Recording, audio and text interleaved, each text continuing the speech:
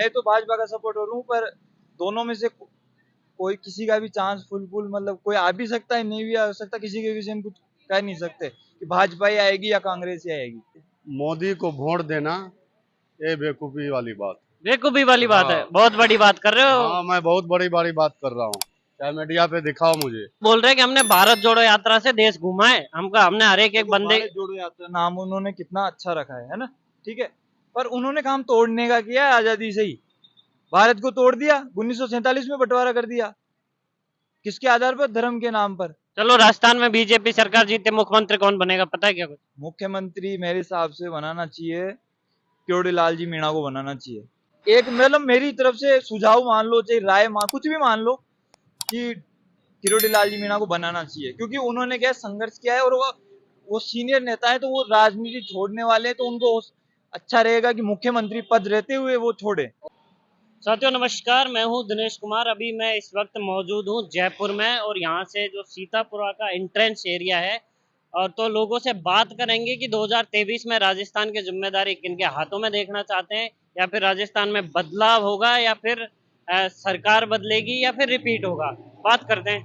कि मोदी को वोट देना ये बेवकूफी वाली बात। बेवकूफी वाली बात है, हाँ बहुत बड़ी बात कर रहे हो। हाँ, मैं बहुत बड़ी बड़ी बात कर रहा हूँ, चाहे मीडिया पे दिखाओ मुझे। बिल्कुल सही बात हाँ, है। क्यों, किस तरह है, बताओ थोड़ा सा बेवकूफी वाली बात। ये 99% आदमी जो हिंदुस्तान में, इंडिया में रहते हैं, उसको मालूम है कि जब से मोदी आई है, मोदी का सरकार बना है, उसको क्या प्रॉब्लम हुआ वो खुद जानता है अंदर में। वो तो बोल रहे हैं कि हम कांग्रेस मुक्त भारत करेंगे, कांग्रेस को यहाँ से भगाएंगे, कांग्रेस क्योंकि तो बेकार। कांग्रेस आज से 25 साल पहले कांग्रेस का ही राज था, और आने वाले इलेक्शन के बाद कांग्रेस का ही राज रहेगा। वो तो बोल रहे हैं अकेला सब पे भारी। वो तो बोलने के लिए कुछ भी बोल सकता, अभी उसका राज चल रहा है। राज चल रहा है। हाँ, हाँ जी, किसको दोगे दाऊ जी? हम तो कांग्रेस को दे भाई, कांग्रेस ही है। हाँ जी, कांग्रेस ही हम तो है। कांग्रेस ही है। हाँ, पिछली बार किसको दिया था? कांग्रेस को। अब की बार कांग्रेस को। मोदी जी क्या बोलना चाहोगे? वो बोल रहे हैं कांग्रेस मुक्त भारत वो करेंगे। बोलना बोलना है, वो जाने मोदी जाने, अब मोदी का आप जाने, जिसको वोट देना होगा उसको हम देंगे। बताओ अब की बार क्या रहा है?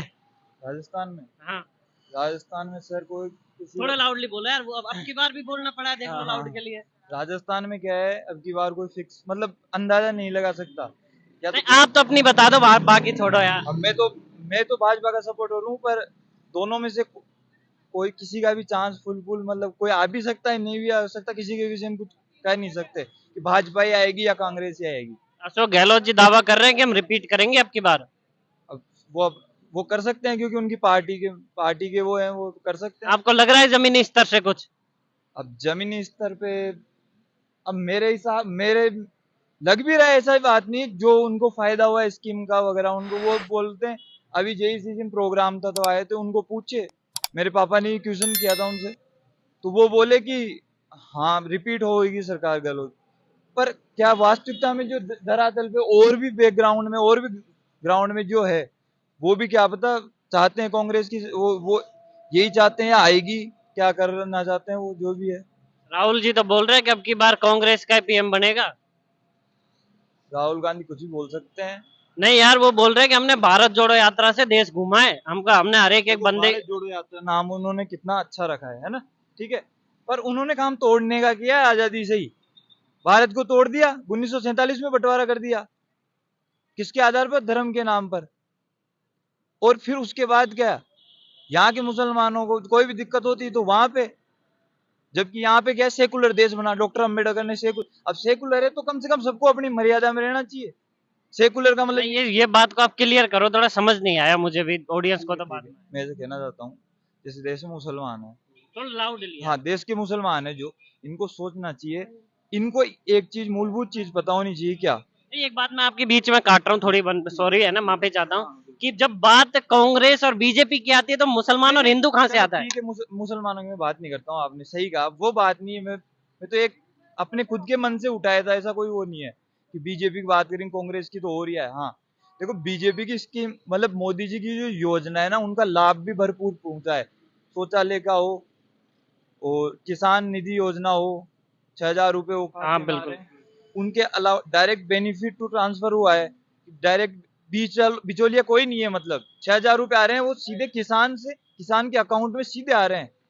तो बीच का कुछ पैसा खाया नहीं रहे वो लोग। इंडिया अलायंस दावा कर रहा है कि हम सरकार बनाएंगे अब की बार, बड़ी बड़ी पार्टियां। उसमें गठबंधन हुआ था यूपी में समाजवादी पार्टी के बसपा के। उन्होंने क्या बताया, इतनी इतनी जाति का इतना परसेंट हो गया, इतने इतने हम तो 50, 55, 60% हो गए। सरकार मतलब बीजेपी की तो 5-10 पे ही लट गई। हुआ क्या, उसके उल्टा हुआ था। कुछ ही लेने देने नहीं है।